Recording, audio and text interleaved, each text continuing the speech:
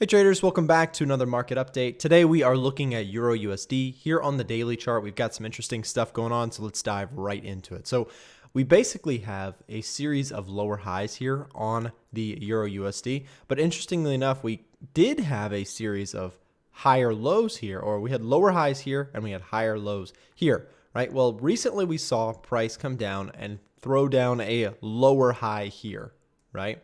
Which is interesting, or a lower low, actually, a lower low here after a lower high here, right? What this is showing us is just based on the structure of this market. As we see more lower highs, as we see more bearish structure, it gives us a better chance, at least in my view, of going to head back down to the previous low.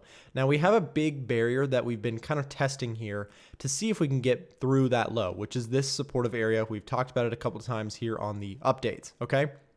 So as price comes down into this area, you can see we have seen a bounce so far. But if that fails, if we start to see any signs of this price wanting to break lower, I think there's a pretty good chance that we could see on the lower time frames something like this happen, and there might be some decent trades trading back to the previous low. I still think that the market naturally wants to retest this area and is very likely to do so in the coming days or weeks. So we'll see what happens there on EURUSD. That is a trade that I'm watching for personally. GBPUSD is our next one, and what you can see is this one is in a nice uptrending market. What you can notice actually is if we draw this trend line across the top, it looks to me like price may want to head back to retest this area too. And we have some previous resistance areas to think about if we're going to make it up to that point.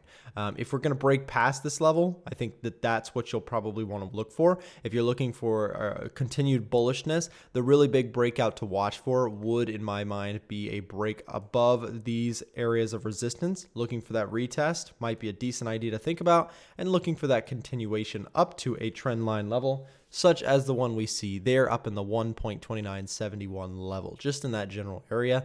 I still think that there's room for bullishness to continue here on GBP USD. Take a look at the daily chart longer term. You can see we've been back and forth, but this bullishness has been very, very persistent. We saw a lot of bearish strength, but then all of a sudden, when things turned around, they really turned around. And now we start to see a lot of bullishness, and I think it is very possible that we could see another extension to this bullish trend that we currently see playing out. Next up is going to be USD JPY, which is trading at an interesting level. You can see this area here, this area of support.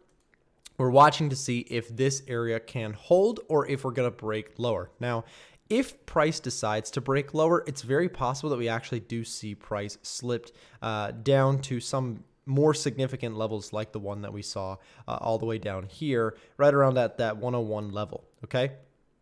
Now, if we don't see that, if we take it to the daily chart right now, you can see we are at a pretty significant level of support. If price holds this area, I think that what we're going to see is if we can break through this previous high here, pretty good chance that we probably want to make our way back to the previous structure highs. The reason I say that is because right now price is in a consolidation phase. So when we do start to see price break out with some strength one way or the other, very likely that we'll get a retest of one of the previous extended levels. Okay, so we'll see if we can get that to play out there on dollar yen. Next up is gold, which gold is still trading near the highs. There's some really interesting things to watch for here on gold, but the biggest to me is, of course, watching for some of the retests or some of the pullback opportunities that may present themselves on gold. So one of my favorite ones to think about would be a pullback here. If we took a fib from the low to the high, one of my favorites would be looking around the 50% retracement level here.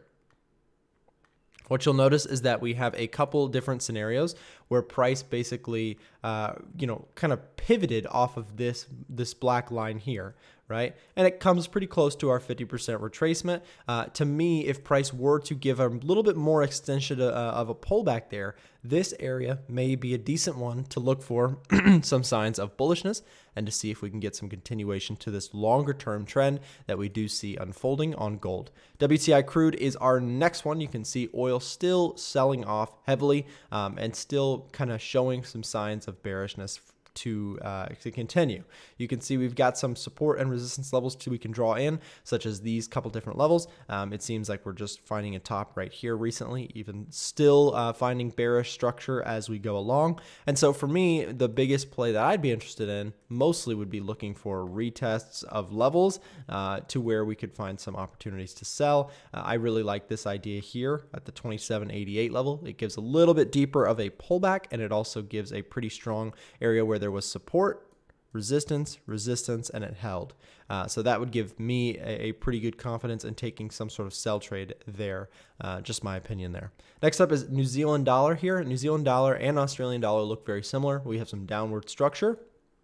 And what you'll notice is that we're finding resistance along this trend line here. Now, the big thing here is right now we see price wanting to see, can we break it, right? So we barely sold off of the trend line before coming back to retest it.